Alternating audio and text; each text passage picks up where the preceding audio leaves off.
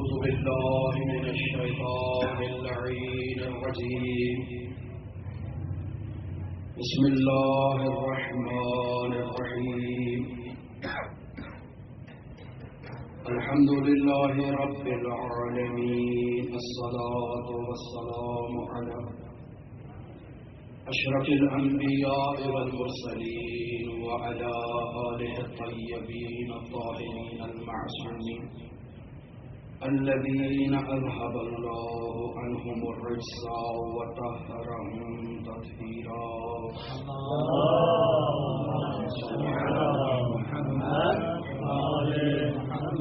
السلام على الحسين وعلى علي بن الحسين وعلى أولاد الحسين وعلى أصحاب الحسين.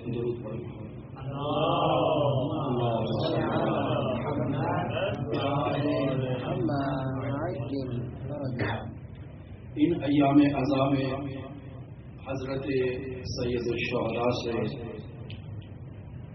معنوی اور ملکوتی رابطہ برقرار کرنے کے لیے زیارت عاشورہ کے دسترخوان پر بیٹھے ہیں اور امام حسین عالی مقام کی اس ملکوتی زیارت کے طفیل جسے عنوان سخن قرار دیا گیا، یہ کوشش کر رہے ہیں کہ کچھ مقدمات کو بیان کیا جائے تاکہ اس زیارت کے کچھ کلمات کو بیان کیا جا سکے. گزشتہ گفتگو کے ذیل میں کچھ احادیث بیان کی کہ جن احادیث میں سے ایک حدیث اساس اسلام سے متعلق تھی. رسول خدا صلی اللہ علیہ وآلہ وسلم ارشاد فرماتے ہیں لکل شیء اساس و اساس الاسلام حبنا اہل البیت.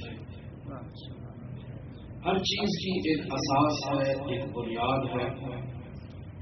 اسلام کی اساس ہم اہل بیت کی محبت ہے. اسلام کی بنیاد ہم اہل بیت کی محبت ہے. بس اگر کسی کے نام اعمال میں اہل بیت کی محبت نہ ہو لیکن اعمال موجود ہوں تو وہ اس کے اعمال شرف قبولیت تک نہیں پہنچتے. بیان ہوا کہ ایک انسان ہے جس نے 950 سال زندگی بسر کی ہے اور تمام زندگی بھر وہ عبادات کو انجام دیتا رہا ہے. 950 سال اس نے عبادت کی ہے.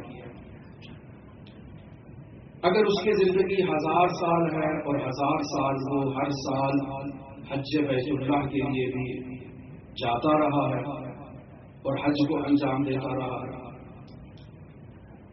بہت جتنے عظیم پہاڑ کی مقدار میں صدقہ اللہ کی راہ میں دیتا ہے.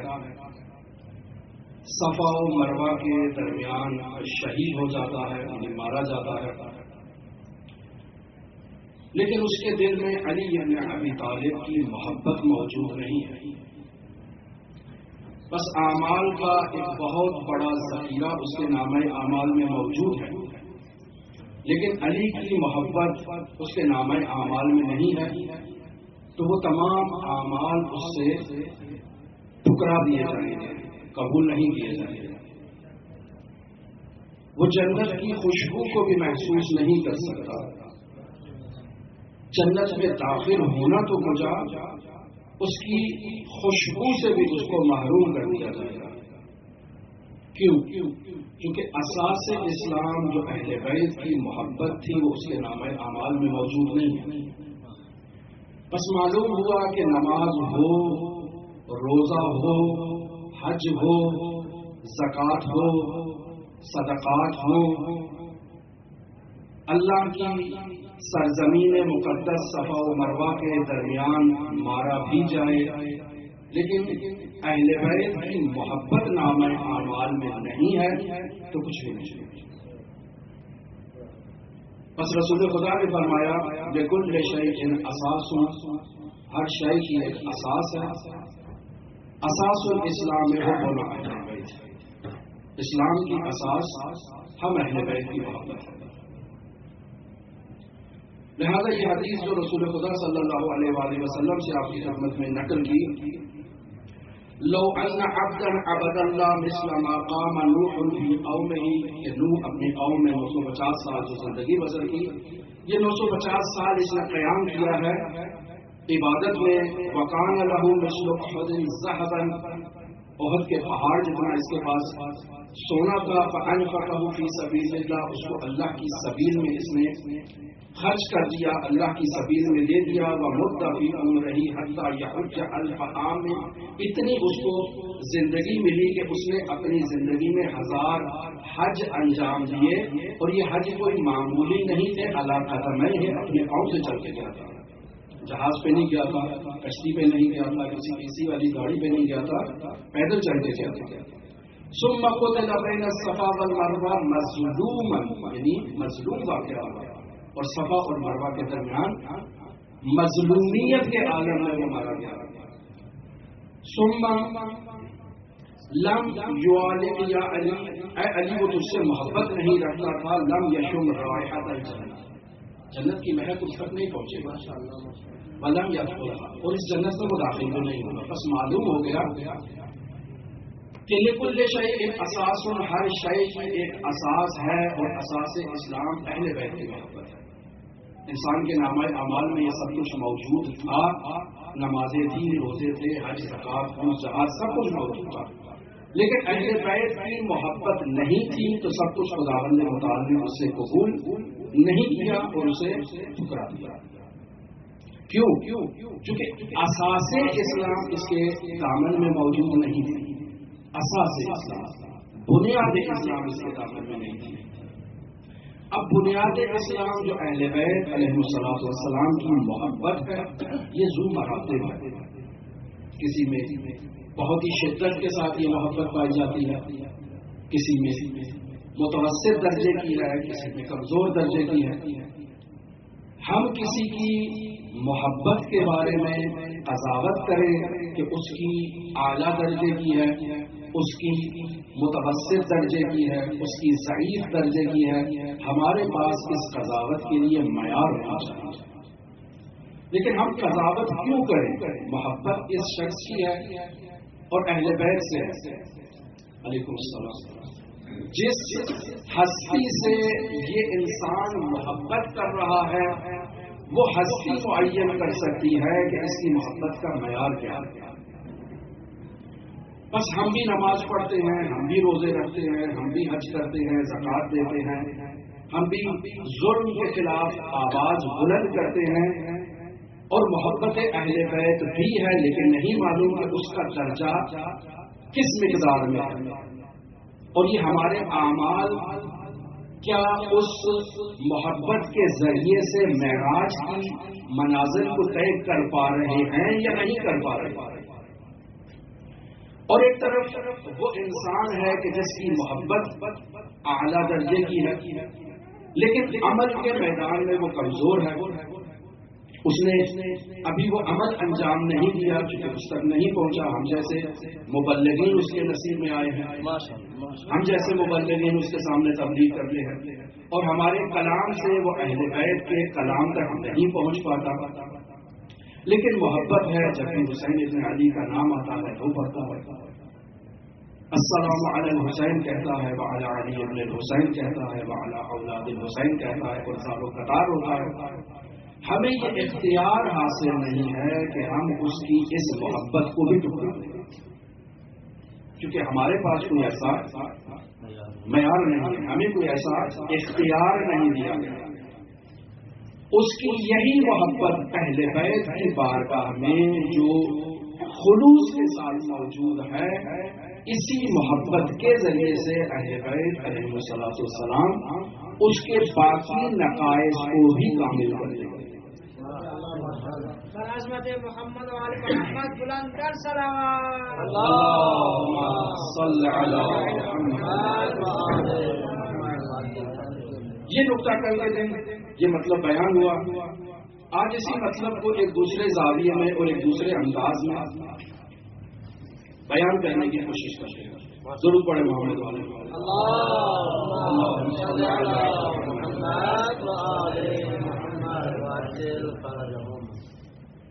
سوال یہ پیدا ہوتا ہے کہ کربلا کربلا کیوں ہوئی اور کربلا کربلا کیوں؟ 61 ہجری میں حضرت سید الشہداء ان کے باوفا اصحاب خاندان کے جلیل القدر ہستیاں شہید کر دی گئی. 61 ہجری تمام ہو گئی، ختم. لیکن آج بھی کربلا کربلا ہے.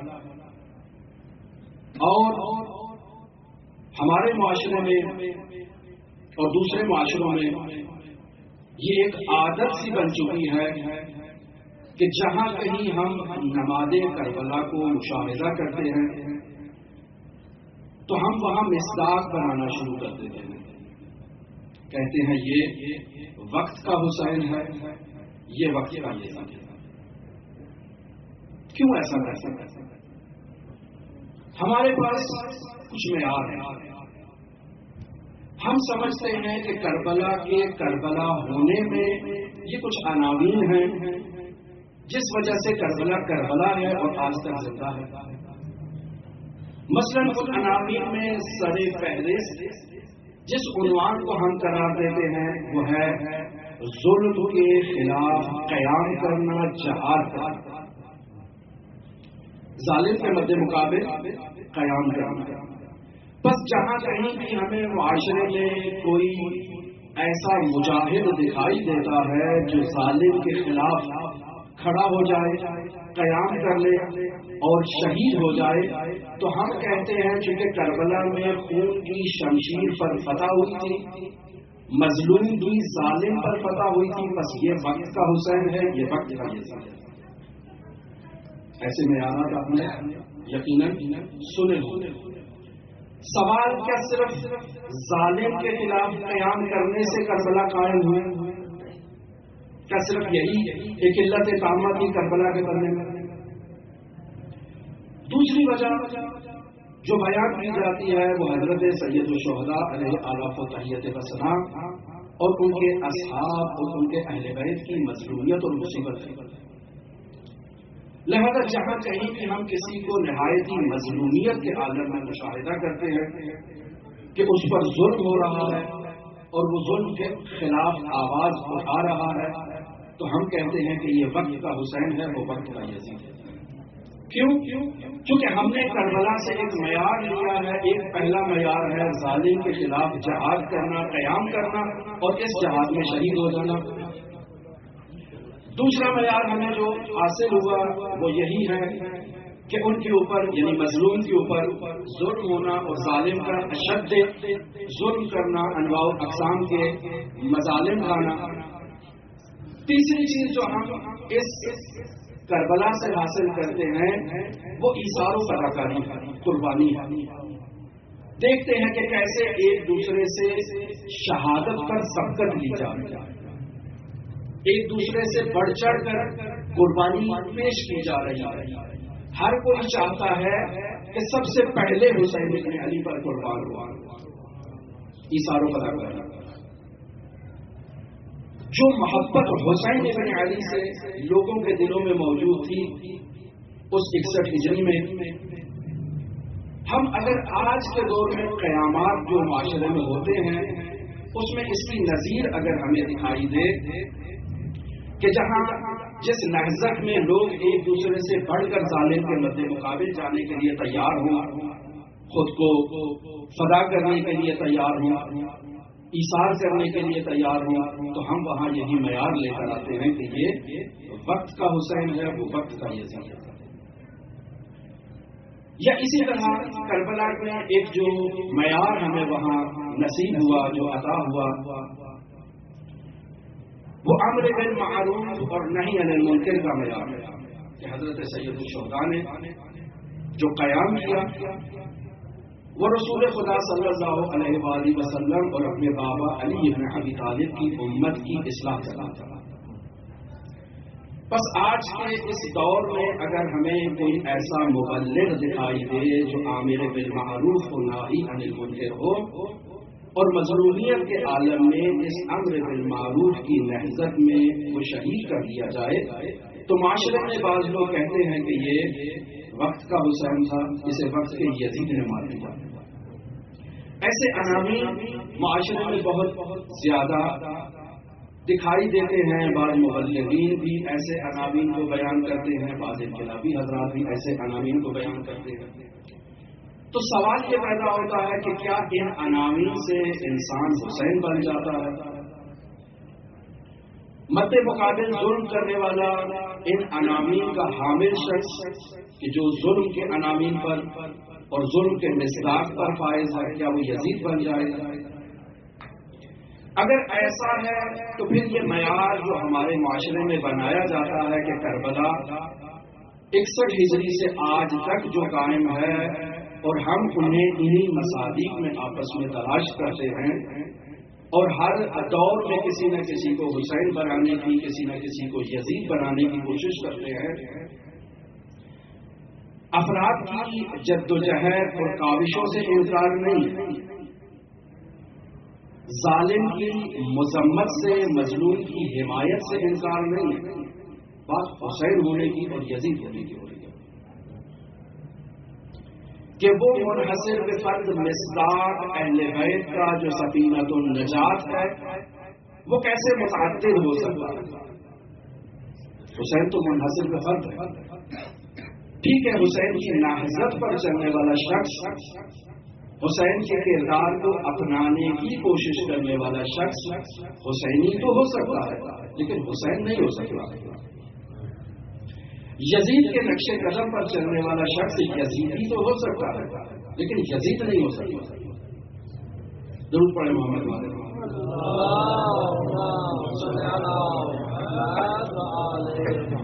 بس یہاں ایک سوال پیدا ہوتا ہے کہ حقیقت کربلا کیا منحصر پہ فرد یہی معاملات ہیں، یہی علل و اسباب ہیں جو بیان کیے گئے ہیں، علت تامہ یہی چیزیں ہیں، یا اس کے علاوہ کچھ اور عوامل ہو سکتے ہیں جو ہمارے آج کے دور میں جو تحریکیں ہیں ان میں وہ عوامل موجود نہیں ہیں، لہٰذا ہم اپنی معاصر تحریکوں میں حسین بھی نہیں بنا سکتے، یزید بھی نہیں بنا سکتے۔ حسینی اور یزیدی بنا سکتے ہیں لیکن حسین نہیں بنا سکتے۔ احقاق حق اور امر بالمعروف اور نہی عن المنکر کے متعلق کوئی ایک نہضت تو نہیں اٹھی ہے، کوئی ایک تحریک تو نہیں اٹھی ہے۔ 61 ہجری سے پہلے بھی ایسی تحریکیں موجود تھیں، ایسے قیام موجود تھے، اور 61 ہجری سے لے کر آج تک بھی ایسے بہت سے قیام روئے زمین پر رونما ہوئے ہیں، ایسی نہضتیں آئی ہیں، ایسی تحریکیں چلی ہیں۔ وہ تحریکیں چلی ہیں، کچھ عرصہ چلی ہیں، کچھ عرصہ ان کے بانیان کا ذکر ہوا ہے، ظالموں پر لعن و نفرین ہوئی ہے، سال دو سال بعد لوگوں نے بھلا دیا، صدی گزر گئی، لوگوں نے بھلا دیا، انہیں کوئی یاد کرنے والا بھی نہیں۔ اور سب سے بڑی تحریک کہ جیسے اگر کہا جائے کہ کربلا کے بعد کربلا کی ثانی اگر کوئی تحریک ہو سکتی ہے، جسے کہا جا سکتا ہے، جیسے ہمارے معاشرے میں آج کل کہا جاتا ہے کہ یہ وقت کا حسین، وقت کا یزید، تو اگر کسی تحریک کو وقت کی تحریک، وقت کا حسین ہونا چاہیے یا وقت کا یزید ہونا چاہیے، تو وہ واقعہ اور ثانیہ فخر کا واقعہ ہے کہ حسین ابن علی بن حسن کہ جنہوں نے قیام کیا اور سرزمین فخر پر نہایت ہی بے دردی کے ساتھ اپنے اصحاب کے ساتھ وہ شہید ہو گئے۔ تمام یہ عناوین جو نہضت عاشورہ میں بیان کیے جاتے ہیں سب اس نہضت میں موجود ہیں، اور آج کل کی تمام تحریکوں کے نسبت بطور اتم وہاں موجود ہیں۔ حسین ابن علی نے ظالم کے خلاف، ہادی عباسی کے خلاف قیام کا فیصلہ کیا، اپنے اہل بیت اور اپنے اصحاب میں، اپنے عزیزوں میں نہایت ہی قریبی ترین افراد پر تبلیغ کی، انہیں قیام کے لیے آمادہ کیا،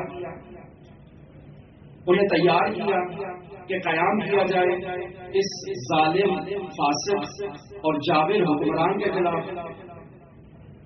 طے یہ پایا کہ ماہ ذی الحج میں ہم اپنے قیام کا آغاز کریں گے۔ لوگوں کو تیار کر لیا گیا، لیکن جیسے ہی جواسیس کے ذریعے سے یہ خبر آگے پہنچتی ہے تو مجبوراً ذی الحج کی جگہ ذی القعدہ میں قیام شروع کرتے ہیں، مدینہ کی سرزمین کو اپنے تصرف میں لے لیتے ہیں، حاکم مدینہ کو مدینہ سے باہر نکال دیتے ہیں، عملاً مدینہ میں اہل بیت کی حکومت قائم کر لیتے ہیں۔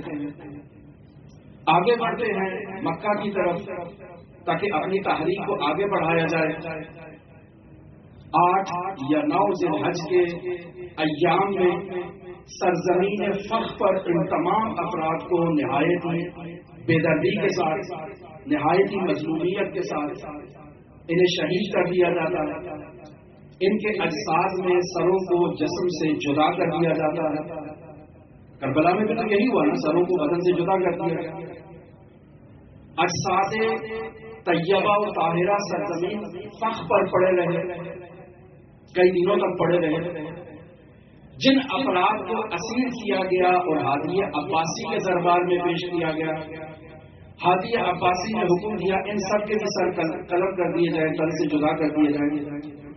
بس تمام نہضت کے مجاہدین کے سر بدن سے جدا کر دیے گئے، ان کے اجساد کو سرزمین فخ پر نہایت ہی مظلومیت کے عالم میں چھوڑ دیا گیا،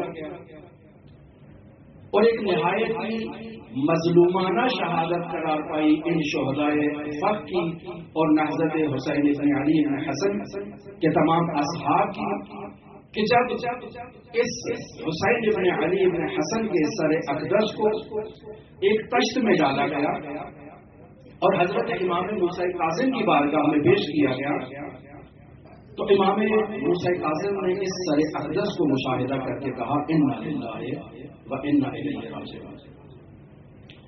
ایک تاریخی کلمات امام موسیٰ کاظم نے اس شہید حسین بن علی کے متعلق فرمائے۔ مزہ ان کا انتقال ہو گیا، انا للہ و انا الیہ راجعون۔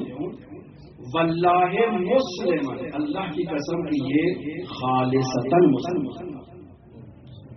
صالح، یعنی امام معصوم سرٹیفکیٹ دے رہے ہیں کہ یہ خالص مسلمان تھا، صالح تھا، صوامن قوامن، دائمی روزہ رکھنے والا تھا اور قیام کرنے والا تھا صلاۃ کے لیے اور نماز کے لیے، تہجد گزار بھی تھا، عامرا بالمعروف ناہیا عن المنکر، کہ یہ حسین بن علی عامر بالمعروف بھی تھا، ناہی عن المنکر بھی تھا۔ وہ تمام اسباب آپ کے اذہان میں شروع میں بیان کیے کہ کربلا کے کربلا ہونے میں کون کون سے اسباب ہیں۔ یہی اسباب تھے نا کہ ایک مسلمان ہوگا، صالح ہوگا، نمازی ہوگا، پرہیزگار ہوگا، ظالم کے خلاف قیام کرے گا، امر بالمعروف کے لیے نہیں عن المنکر کے لیے قیام کرے گا، مظلومانہ شہید کر دیا جائے گا، ایثار و فداکاری کے ساتھ شہید ہوگا، یہ سب یہاں پر موجود ہے جو امام گواہی دے رہے ہیں۔ ما کان فی اہل بیتہ مثل، حسین بن علی کے اہل بیت میں اس کی نظیر کوئی موجود نہ تھا۔ ان تمام تر گواہیوں کے باوجود جو امام موسیٰ کاظم نے دی، کربلا نہیں بنی پائی۔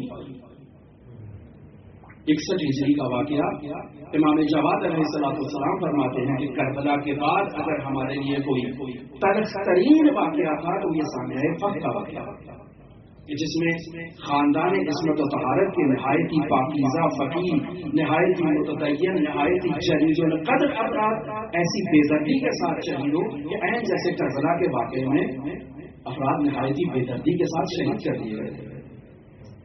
لیکن ہم 61 ہجری سے ہر سال حسین بن علی کا ذکر مناتے ہیں، مجالس عزا منعقد ہوتی ہیں، عشرے منعقد ہوتے ہیں، عشرہ اولا، عشرہ ثانیہ، عشرہ ثالثہ، لیکن آج تک واقعہ فرق کے لیے کوئی عشرہ منعقد نہیں ہوا۔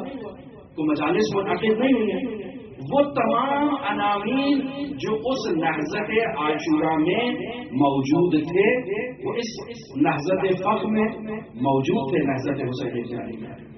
لیکن اس کے باوجود نہ تو وہ حسین زمان ہوئے اور نہ ہی وہ یزید زمان ہوئے، اور نہ ہی واقعہ فخر کربلا بنی، کربلا ثانی بنی، اور نہ ہی آج تک وہ اس انداز میں زندہ ہے جس انداز میں ہم حسین ابن علی کا ذکر کرتے ہیں. بس معلوم ہوا کہ ان تمام مسائل میں اگر کربلا کو کربلا بننے میں کسی چیز نے اپنا کردار ادا کیا ہے تو وہ چیز کوئی منحصر پہ فرد ہونی چاہیے، کوئی ایسی خاص خصوصیت ہونی چاہیے جو کربلا میں تھی اور قیامت تک کربلا کا ذکر کسی طرح سے جاری و ساری رہے گا. اسی طرح سے حسین ابن علی کا ذکر ہوگا. ممکن ہے انداز مختلف ہو، ممکن ہے انداز ذکر سید الشہداء، انداز ادائے سید الشہداء متفاوت ہو، جیسے صدیوں میں متفاوت رہا ہے. ہر دور میں ایک مختلف انداز میں عزاداری رہی ہے، لیکن حسین ابن علی کا ذکر رہا ہے. یہ جو عناوین بیان کیے گئے یہ سب عناوین رہے ہیں، لیکن وہ عنوان خاص کہ جو حسین ابن علی اور ان کے اصحاب میں موجود تھا، کہ جس کے لیے یہ تمام گفتگو ہم اس زیارت عاشورہ کے ذریعے سے حضرت سید الشہداء علیہ السلام سے ایک ملکوتی رابطے میں سمجھنا چاہ رہے ہیں. وہ دروازے یہی چیز ہے جسے کل بھی بیان کیا کہ انا لقتل الحسین حرارۃ فی قلوب المؤمنین لا تفرق، کہ حسین ابن علی کی شہادت کے نتیجے میں مؤمنین کے دلوں میں ایک ایسی حرارت ہے جو کبھی ٹھنڈی نہیں ہے. بس حسین ابن علی کی شہادت نے مؤمنین کے دلوں میں ایک ایسی آگ کی چنگاری کو روشن کر دیا ہے جو انہیں حسین ابن علی سے قیامت تک متصل کرتی رہے گی اور انہیں حسینی بناتا رہے گا. بس انسان کی حسین ابن علی کے ساتھ مناسبت کا ہونا، صنفیت کا ہونا، رابطے کا ہونا، اس قدر مضبوط رابطے کا ہونا کہ انسان حسین ابن علی کے ساتھ ایک خاص قسم کی معیت اختیار کرتے ہوئے پروردگار کی بارگاہ میں عند اللہیت کے مقام پر پہنچ جائے. بس حسین ابن علی باب اللہ ہے. ضرور پڑھے محمد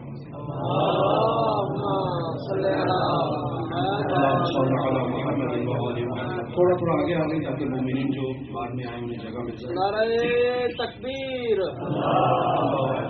نعرہ رسالت، نعرہ حیدری، حسینیت، حسینیت، یزیدیت، یزیدیت، اہل بیت کے دشمنوں پر لعنت، اور محمد و آل محمد بلند تر صلوات.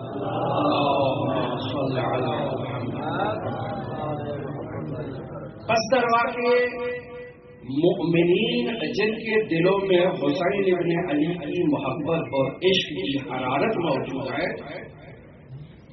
وہ اس حرارت کے ذریعے سے اپنا رابطہ حسین ابن علی سے قائم کرتے ہیں، اور حسین ابن علی سے جب ان کا رابطہ قائم ہو جاتا ہے تو خود بخود ان کا رابطہ خداوند متعال سے قائم ہو جاتا ہے.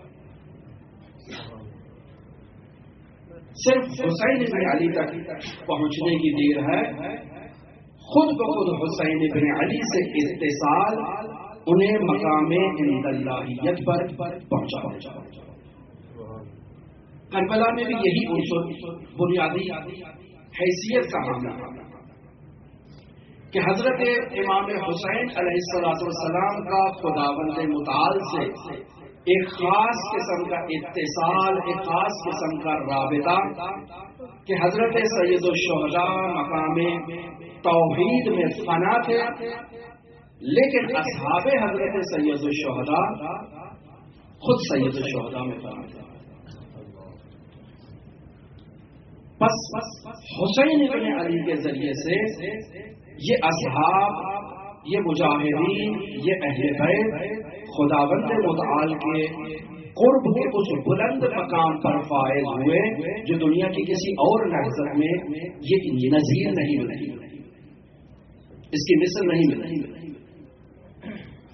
اور خلاصہ کلام جو روایات میں بیان کیا کہ امام شہید فی اللہ تھے اور امام کے اصحاب شہید فی الامام تھے، شہید فی الحسین۔ اور یہی زیارات میں یہی کلمہ مثلا زیارت اربعین میں اب مشاہدہ فرمائیں، وَبَذَلَ مُحْجَتَهُ فِيكَ، کہ حسین ابن علی نے اپنے خون جگر کو خداوند متعال کے لیے بہا دیا۔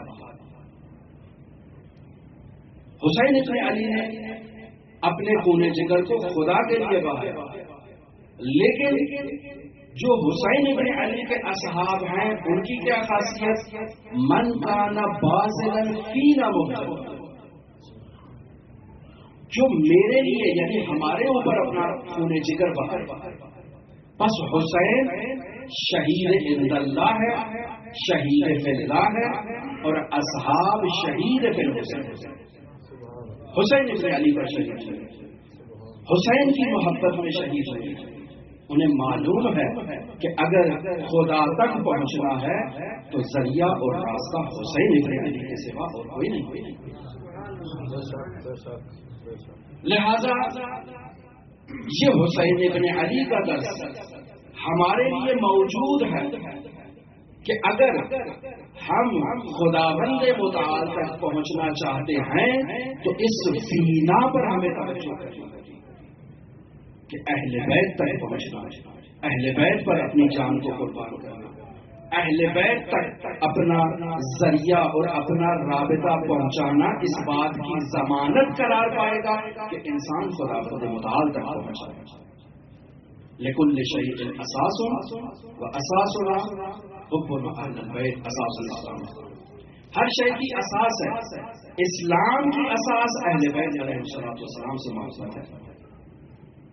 فینا اس قدر اہمیت رکھتا ہے کہ اگر کوئی شخص اہل بیت تک نہیں پہنچتا، فینا کا مصداق نہیں بنتا ہے، تو پھر 950 سال عبادت بھی کرتا رہے تو اس کی عبادت کا کوئی فائدہ نہیں ہے۔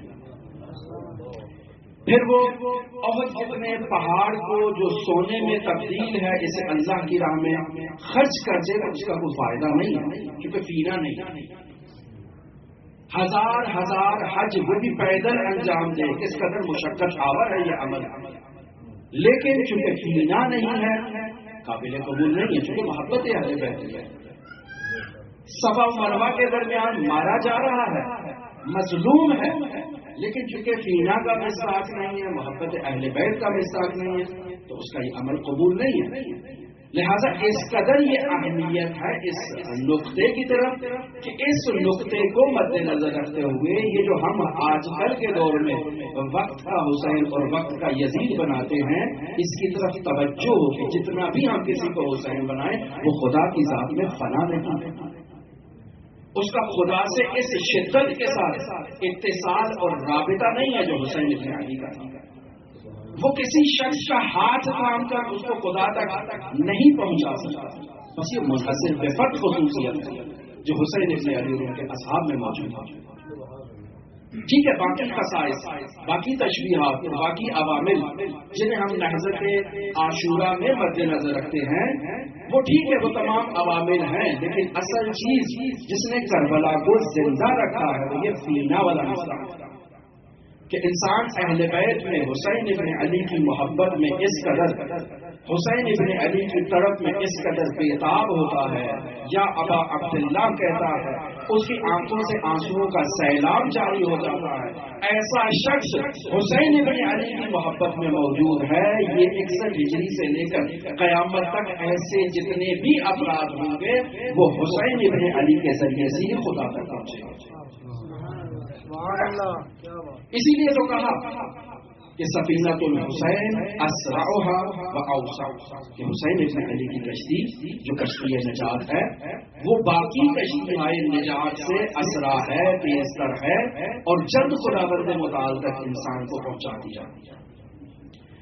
لہذا حسین ابن علی کی محبت میں انسان کو سرشار ہونا ہے، اخلاص کے مرتبے پر فائز ہونا ہے، اور اس اخلاص کے نتیجے میں انسان حسین ابن علی کے خیمے میں داخل ہوگا، حسین ابن علی کے اصحاب کے ساتھ ایک خاص قسم کی سنخیت اختیار کرے گا، خاص قسم کا رابطہ اختیار کرے گا، تو حقیقت میں یہ حسین ابن علی کا عشق ہے کہ جو انسان کو خداوند متعال سے متصل کر رہا ہے اور انسان کی زندگی میں توحید کی روح کو ڈھونڈ رہا ہے۔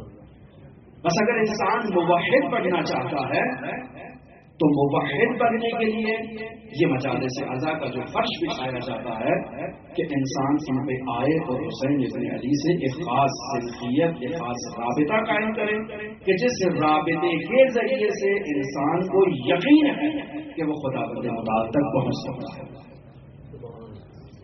فقط انسان اپنا ہاتھ حسین ابن علی کے ہاتھ سے نہ لے، فقط انسان حسین ابن علی کے دامن کو تھام لے، اگر اس کے نامہ اعمال میں کوتاہی موجود ہے تو حسین ابن علی کے دامن کو تھامنے کے نتیجے میں وہ کوتاہی برطرف ہو سکتی ہے، اس کا جبران ہو سکتا ہے، اس کی توفیقات میں اضافہ ہو سکتا ہے، اس کو بلند درجہ مل سکتا ہے اس محبت کے نتیجے میں جو اس نے رابطہ برقرار کیا ہے۔ یہ رابطہ اسے خدا کی پناہ کے مرتبے تک لے جا سکتا ہے بشرطے کہ اس محبت میں خلوص ہو۔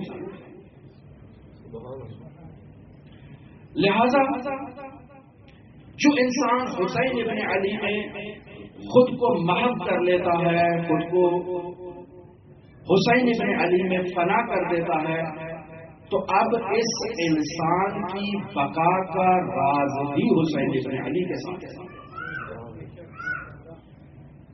اس کا ذکر بھی حسین ابن علی کے ساتھ ہوگا۔ جیسے آپ دیکھیں کہ ان مجالس عزا میں ہم صرف حضرت سید الشہداء کی عزاداری نہیں کرتے ہیں، صرف حضرت سید الشہداء کا ذکر نہیں کرتے ہیں، ہم ابھی بھی ابن ظاہر کا بھی ذکر کرتے ہیں، ہم اور ابن یزید الہی کا بھی ذکر کرتے ہیں، ہم دوسرے اصحاب کا بھی ذکر کرتے ہیں، ہم اس خاندان کے چھوٹے چھوٹے بچوں کا بھی ذکر کرتے ہیں۔ محمد ابراہیم کا ذکر ہوتا ہے، اون محمد کا ذکر ہوتا ہے، علی اصغر کا ذکر ہوتا ہے، حضرت عباس کا ذکر ہوتا ہے، حضرت علی اکبر کا ذکر ہوتا ہے۔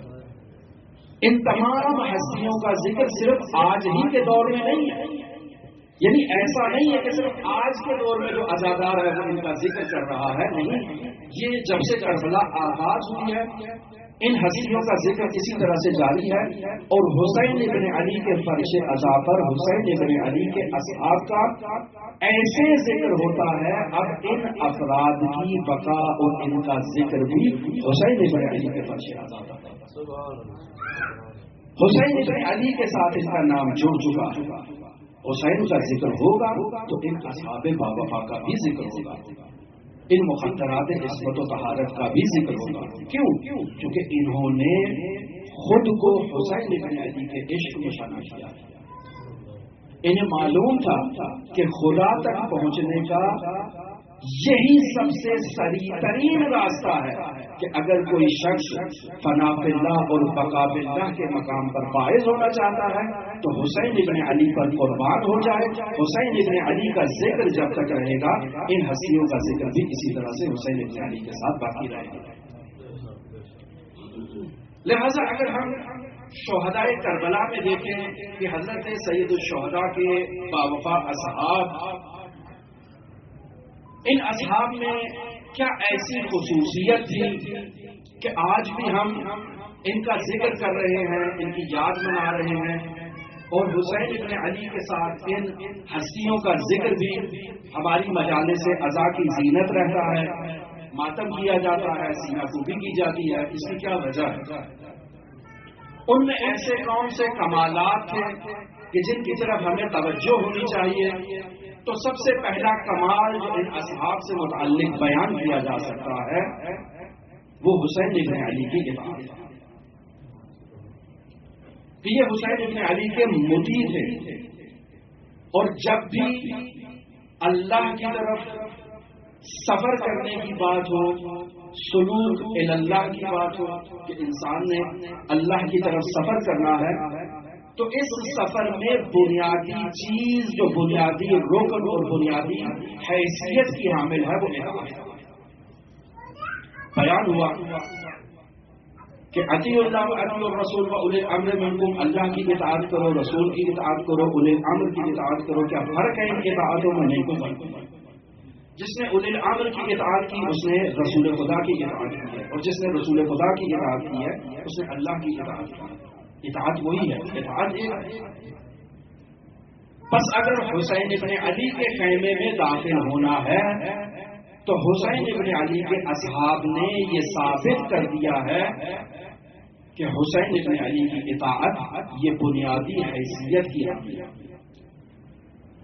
اطاعت سے مراد کیا ہے؟ کیا اطاعت سے مراد عبادت ہے کہ انسان عبادت انجام دے، یا اطاعت سے مراد کوئی اور چیز بیان کی جا سکتی ہے؟ اگر اطاعت سے مراد عبادت کی جائے تو عبادات بھی دو طرح کی یہاں پر قابل ذکر ہو سکتی ہے۔ پہلی اطاعت اس طرح سے ہے کہ انسان حق کے لیے اطاعت کرے۔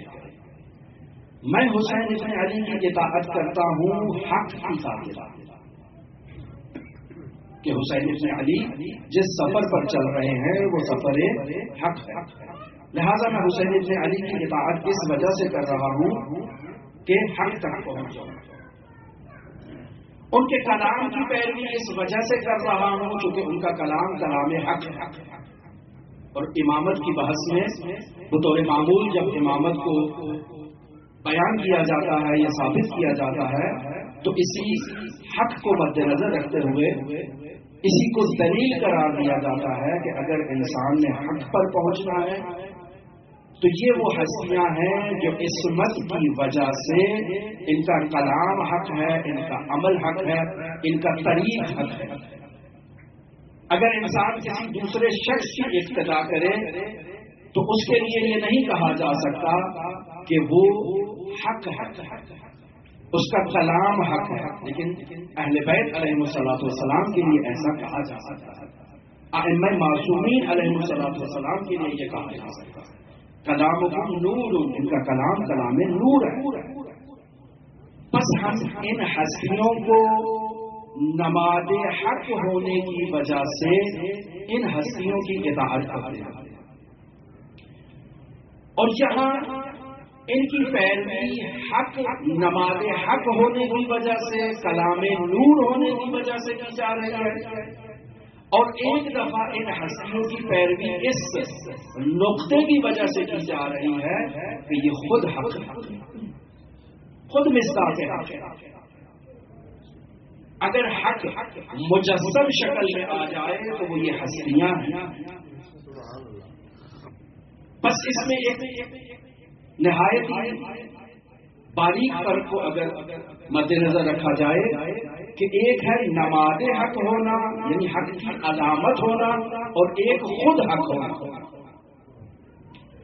بس انسان ان کی اطاعت کرتا ہے نماد حق ہونے کی وجہ سے، یہ بھی اطاعت ہے، اور ایک شخص ان کی اطاعت کرتا ہے کہ یہ خود حق ہے، جس طرف مڑیں گے حق اس طرف مڑ جائے گا، جس طرف رخ کریں گے حق اپنا رخ تبدیل کر لے گا، اپنا زاویہ تبدیل کر لے گا۔ حق ان کے تابع ہے، یہ ہستیاں حق کے تابع نہیں، حق ان کے ماتحت چلتا ہے۔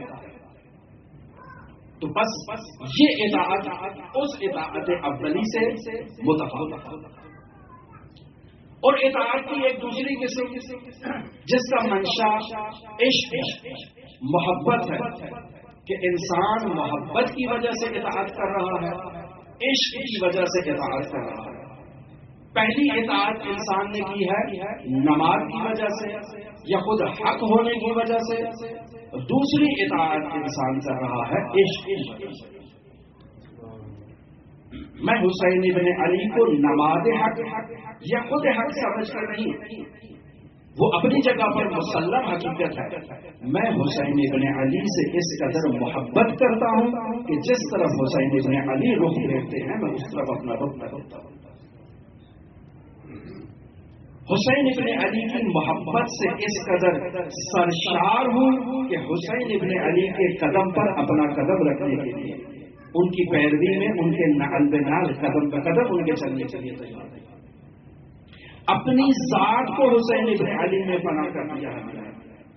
اب میرا کوئی ارادہ نہیں، ارادہ حسین سے، جس طرف حسین ابن علی ارادہ کریں گے میرا رخ بھی اس طرف ہو جائے گا۔ اور یہ باب زیارت میں اس چیز کی ہمیں تعلیم دی جاتی ہے، اس چیز کی طرف متوجہ کیا جاتا ہے کہ زائر مزور کے ساتھ ایک ایسا خاص رابطہ قائم کر لے کہ انسان اب اس کے ساتھ ایک ایسی خاص قسم کی وحدت اختیار کر چکے ہیں کہ انسان کو اب یہاں کسی دلیل، کسی علت کی ضرورت نہیں ہے۔ جیسے ہمارے معاشرے میں کہا جاتا ہے کہ نماز 4 رکعت پڑھو گے، 4 رکعت کیوں پڑھو، 3 کیوں نہیں، 5 کیوں نہیں، یا اگر تسبیحات اربعہ پڑھنی ہے تو تسبیحات اربعہ 2 دفعہ کیوں نہیں، 3 دفعہ ہی کیوں، یا ایک ہی دفعہ کیوں، 5 دفعہ کیوں نہیں، مغرب کی رکعت 3 رکعت کیوں ہے، قبلہ رخ ہو کر گوسفند کو کیوں ذبح کیا جاتا ہے، کسی دوسری طرف کیوں نہیں کیا جا سکتا۔ لوگ علل کی تلاش میں ہیں کہ شریعت مقدسہ مطہرہ اسلامیہ کے احکام کی دلیل کیا ہے، سوال کرتے ہیں۔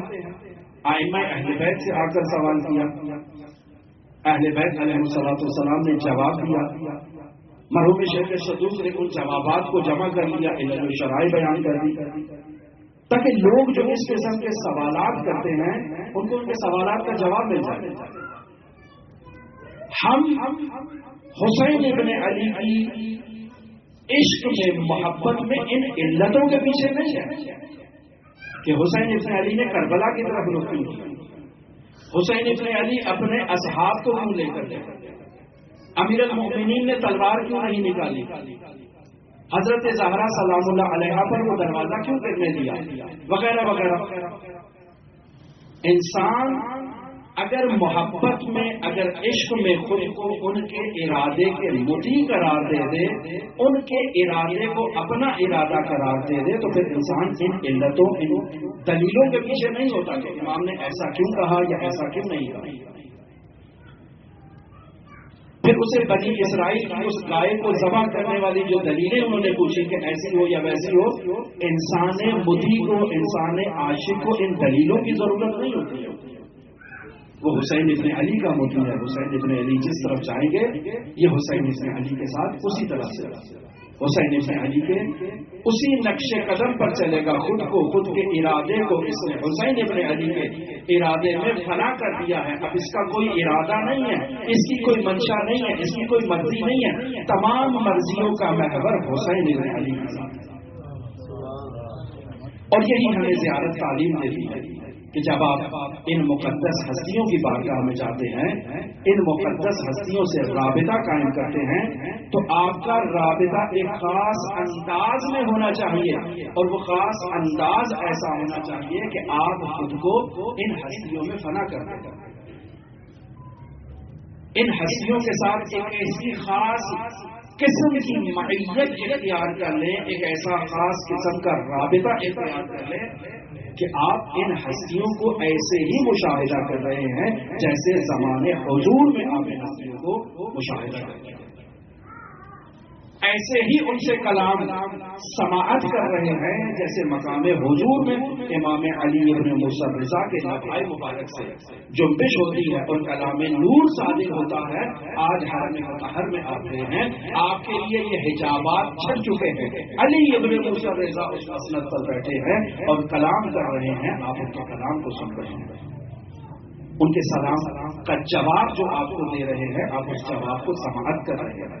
ایک ایسا رابطہ اس زیارت کے ذریعے سے اگر قائم کرنے میں کوئی زائر کامیاب ہو جاتا ہے تو یہ زیارت اس کی نجات کا سبب ہے. یہی زیارت اس کی مقصود ہے. اور اسی زیارت کی کیفیت تک پہنچنے کے لیے تمام زائرین کو اس طرف ہدایت کی جا رہی ہے اور اس طرف رہنمائی کی جا رہی ہے. یہ جتنی بھی ترغیبیں دی جاتی ہیں، جتنی بھی دلیلیں بیان کی جاتی ہیں کہ حج 1000 حج کا ثواب ہوگا، 1000 عمرے کا ثواب ہوگا، آپ کو شہید شہدائے بدر کا ثواب ہوگا، وغیرہ وغیرہ جتنی بھی روایات بیان کی جاتی ہیں، یہ دربار کے ایک انسان کو اس کے وجود میں وہ جو محبت پوشیدہ ہے اس کو ابھارنے کے لیے ہے. اور وہ جب محبت ابھر کر سامنے آتی ہے پھر انسان کو ان کمالات کی ضرورت نہیں ہوتی ہے. 1000 حج کا ثواب نہ بھی دے، میرے لیے یہ زیارت ہی 1000 حج ہے. یہ جو علی ابن موسیٰ رضا کے جمال کی زیارت ہو رہی ہے، خود یہ زیارت 1000 حج سے افضل ہے. مجھے ان ثوابوں کی ضرورت ہی نہیں ہے، یہی مقام عند اللہ پر پہنچانے کے لیے میرے لیے کافی ہے. وہ سفر جو انسان مہینوں میں سالوں میں طے کرتا ہے، جیسے اس روایت میں بیان ہوا کہ 900 سال اس نے عبادت کی ہے، یہاں 900 سال نہیں، ایک جمال علی ابن موسیٰ رضا کی زیارت وہ 950 سال کی عبادت کے مترادف ہو جاتی ہے. کیوں؟ اللہ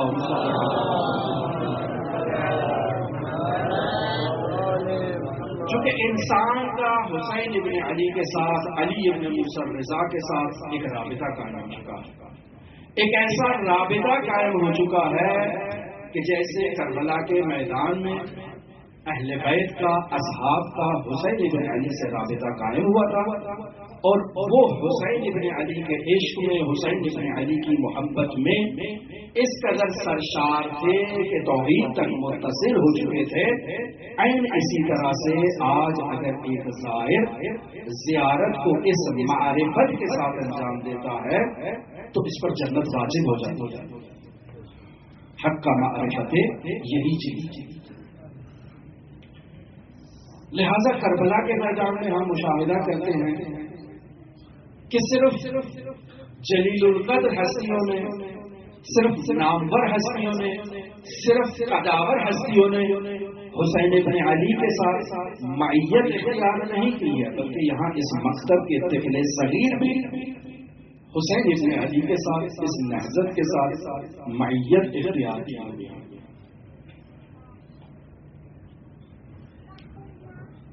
آج ایسے شہداء کا ذکر کرنا چاہتے ہیں کہ جن کا سن چھوٹا ہے لیکن حسین ابن علی کی محبت میں سرشار ہے. کل ذکر ہوا جناب مسلم ابن عقیل کا، تو آج 4 ایسے شہزادوں کا ذکر کرتے ہیں. 2 شہزادے مسلم ابن عقیل کے ہیں اور 2 شہزادے جناب عبداللہ کے ہیں. اگر عمر کے اعتبار سے، سن کے اعتبار سے دیکھا جائے تو تاریخی کتابوں نے کوئی ایسا دقیق سن بیان نہیں کیا، لیکن جو زیادہ سے زیادہ عمر بیان کی جاتی ہے 11 سال تک، 9 سال، 10 سال، 11 سال، اس طرح سے ان شہزادوں کی عمر ہے. نقل ہوتا ہے کہ جب 18,000 افراد نے، 25,000 افراد نے، 40,000 افراد نے مسلم ابن عقیل کی بیعت کری تو پورا کوفہ گویا کہ مسلم ابن عقیل کے ہاتھ میں آ گیا. لیکن جیسے ہی ابن زیاد کا خوف لوگوں پر طاری ہوا، لوگ اس بیعت سے منصرف ہو گئے. وہ مسجد جو مسلم ابن عقیل کی اقتدا میں نماز پڑھنے کے لیے کھچا کچ بھری ہوتی تھی، آج صرف 30 افراد آئے. اور جب نماز ختم ہوتی ہے تو مسلم کے پیچھے ایک بندہ بھی نہیں ہے. ایسے میں مسلم ابن عقیل اپنے شہزادوں کے ساتھ مسجد سے باہر نکلتے ہیں. کوئی ایسا دروازہ نہیں ہے جو مسلم ابن عقیل اور ان کے شہزادوں کے لیے کھلا ہو. اسی اثنا میں یہ 2 شہزادے اپنے والد بزرگوار سے جدا ہو جاتے ہیں. کوفے کی گلیوں میں ادھر ادھر پناہ گاہ تلاش کر رہے ہیں کہ کہیں تو مسلم کے بچوں کو امان مل جائے، کہیں تو کوئی ایسی جگہ مل جائے جہاں محمد و ابراہیم جا کر قیام کر سکیں، کوئی ایسی جگہ نہیں ملتی ہے۔ تو یہ دونوں شہزادے فرات کے قریب ایک کھجور کے درخت پر پناہ لیتے ہیں۔ صبح ایک مومنہ آتی ہے، پانی کے اندر ان دو شہزادوں کا عکس دیکھتی ہے، ان کی نورانیت کی طرف متوجہ ہوتی ہے، ان سے سوال کرتی ہے کہ آپ کون ہیں؟ پہلے تو کتراتے ہیں کہ کوفہ اب وہ کوفہ نہیں رہا کہ جہاں لوگوں نے مسلم کی بیعت کی تھی، اب کوفے کے مزاج تبدیل ہو چکے ہیں، اپنا تعارف کروانے سے کتراتے ہیں۔ لیکن جب یہ خاتون اپنے مؤمنہ ہونے کی طرف اشارہ کرتی ہے تو یہ بتاتے ہیں کہ ہم سفیر حسین مسلم ابن عقیل کے بیٹے ہیں، ہمارے پاس کوفہ میں کہیں رہنے کو جگہ نہیں ہے۔ تو یہ مؤمنہ کہتی ہے کہ میں آپ کے نانا کی میں مرید ہوں، میں عقیدت مند ہوں، آئیے میں آپ کو اپنے گھر جگہ دیتی ہوں، پناہ دیتی ہوں۔ اپنے گھر لے جاتی ہے خدمت کرنے کے لیے۔ اس کا شوہر حارث لعین جو ایک نہایت ہی لالچی انسان ہے، صبح سے مسلم کے شہزادوں کو تلاش کر رہا ہے۔ ابن زیاد نے درہموں کا لالچ دے رکھا ہے کہ جو کوئی مسلم کے شہزادوں کو لائے گا اسے انعام دیا جائے گا۔ یہ حارث مسلم کے شہزادوں کو تلاش کرتا کرتا در بدر کی ٹھوکریں کھا رہا ہے، اور رات کو جب گھر آتا ہے اپنے گھر میں اپنی زوجہ کے پاس آتا ہے، رات کو جب سو جاتا ہے ساتھ والے کمرے سے دو بچوں کے رونے کی آواز آتی ہے تو اٹھ جاتا ہے اس کمرے میں جا کر دیکھے کون ہے جو ہمارے گھر میں رو رہا ہے، تو متوجہ ہوتا ہے کہ دو نہایت ہی نورانی جلیل القدر شہزادے ایک دوسرے کی بازو میں ایک دوسرے کے گلے لگا کر رو رہے ہیں، زارو قطار رو رہے ہیں کہ انہیں بشارت ہوئی ہے، الاجل الاجل، انہیں بھی پکارا گیا ہے کہ وقت آ چکا ہے، ہمارے پاس آ جاؤ۔ یہ حارث متوجہ ہوتا ہے کہ یہ مسلم کے شہزادے ہیں، یہاں وہ اپنے چراغ کو سائڈ پر رکھتا ہے، شہزادوں کو بالوں سے پکڑتے ہوئے ظلم کرتا ہے، ان شہزادوں کو گھسیٹ کے گھر سے باہر لے جاتا ہے۔ مومنہ روکتی ہے، اللہ کا خوف کھاؤ اور ذریہ رسول ہے، لیکن اسے شرم نہیں آتی، اپنے بیٹے اور غلام کے ساتھ نہر فرات کے پاس شہزادوں کو لے جاتا ہے، دونوں شہزادوں کو شہید کرنا چاہتا ہے، اور دونوں شہزادے ایثار و فداکاری کا مظاہرہ کرتے ہیں، اور چھوٹا کہتا ہے اب مجھے پہلے شہید کیا جائے، اب بڑا کہتا ہے میں اس سے بڑا ہوں مجھے پہلے مارو۔ یہ لعین دونوں شہزادوں کا احترام نہیں کرتا، اور دونوں کے سرحائے مطہر کو بدن سے جدا کرتا ہے، اور دونوں کے شہرت سرحائے اقدس کو لے جاتا ہے ابن زیاد کے پاس انعام وصول کرنے کے لیے۔ یہ مسلم کے شہزادوں کی مصیبت ہے جو کوفہ میں واقعہ ہوئی، لیکن کربلا میں عبداللہ کے دو شہزادے اور محمد ہے جنہیں بابا نے زینب عالیہ کے ساتھ بھیجا تھا کہ میری طرف سے کربلا میں حسین پر قربان کر دینا۔ ہر مستور اپنے شہزادوں کو اپنے جوانوں کو تیار کر رہی ہے حسین پر قربان ہونے کے لیے۔ یہاں زینب عالیہ بھی اپنے ان شہزادوں کو حسین ابن علی پر قربان کرنے کے لیے تیار کر رہی ہے، آمادہ کیا جاتا ہے، نصیحتیں کی جاتی ہیں کہ تم نے حسین ابن علی پر قربان ہونا ہے، اشد الفرات سے جا کر پانی نہیں پینا، ابھی اصغر پیاسے ہیں، ابھی حسین پیاسے ہیں، ابھی خیام میں پانی نہیں ہے۔ اس طرح سے دو شہزادوں کو تیار کیا جاتا ہے، لیکن شہزادے کہتے ہیں اماں جان جب بھی جاتے ہیں ماموں اجازت نہیں دیتے، ماموں کو معلوم نہیں، کہتے ہیں کہ عبداللہ پتہ نہیں راضی ہے یا نہیں کہ اس کے بچوں کو مقتل کی طرف بھیج دیا جائے۔ ثانی زہرا دونوں بچوں کے ہاتھوں کو تھام کر حسین کی بارگاہ میں ایسے آتی ہے کہ حسین متوجہ ہو جاتے ہیں کہ ایک وہ وقت بھی تھا جب اماں زہرا میرا اور بھائی حسن کا ہاتھ تھام کر اس رعین کے دربار میں گئی تھی، آج ثانی زہرا ایک خاص انداز میں اس طرف آ رہی ہے، جو بھی مطالبہ ہو اسے رد نہیں کیا جا سکتا، فوراً اجازت دی جاتی ہے، دونوں شہزادے میدان کا انداز میں اترتے ہیں، ایک میمنہ کی طرف سے آتے ہیں، ایک میسرہ کی طرف سے آتے ہیں، اور دونوں قلب لشکر کی طرف ہجوم آور ہوتے ہیں، ایک شہزادے کے سر پہ گرد مارا جاتا ہے اور دوسرے شہزادے کے سر پہ تلوار ماری جاتی ہے، اور دونوں سواری سے زمین کی طرف آتے ہیں، اور دونوں نے جعفر طیار کی شجاعت کا اظہار کیا، علی ابن ابی طالب کی شجاعت کا اظہار کیا، اب وقت شہادت ہے، سلام کرتے ہیں، السلام علیکم یا ابا عبداللہ، ماموں جان ہمارا وقت آخر ہے، امام حسین بھی عقاب کی طرح آتے ہیں، شہزادوں کے پاس پہنچتے ہیں، انا للہ و انا الیہ راجعون، زینب کے دونوں شہزادے شہید ہو چکے، خیام کی طرف لایا جاتا ہے، وہ زینب عالیہ جو ہر شہید پر سب سے پہلے پہنچتی تھی اور وہ محمد کے پرسے کے لیے نہیں آئی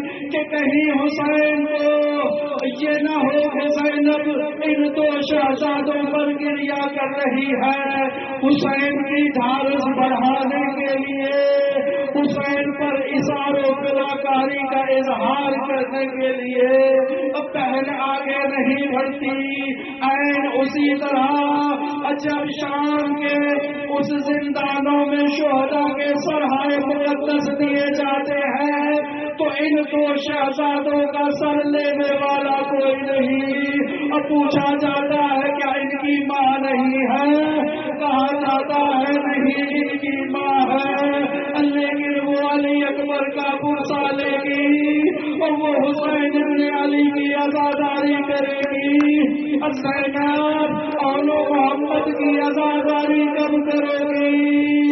جب مدینہ میں عبداللہ بن جعفر طیار کو دیکھا، جب اس گھر میں جا کر اور محمد کی مسند کو دیکھا تو کہا واہ